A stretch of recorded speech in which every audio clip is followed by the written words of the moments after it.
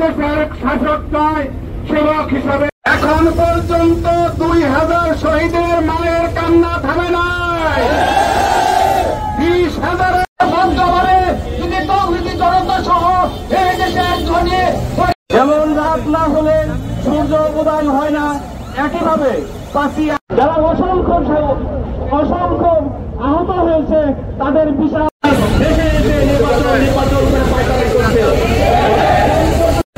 বাংলাদেশের জামায়াত ইসলামী মনোনীত ঢাকা 2 ঢাকা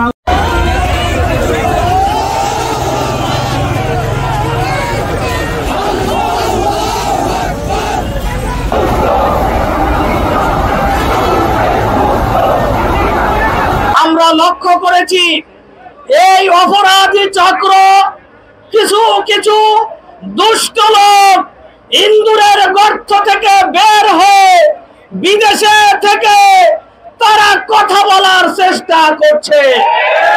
আমরা তাদেরকে বলতে চাই, আপনারা এই বাংলাদেশে এত অপরাধ করেছেন, অপরাধের পাহাড় সমতুল্য অপরাধ করে আপনারা নৈতিকভাবে পরাজিত হয়ে বাংলাদেশ থেকে পালিয়ে গিয়েছেন। সুতরাং আর জল্প করার কোন চেষ্টা আপনারা করবেন না।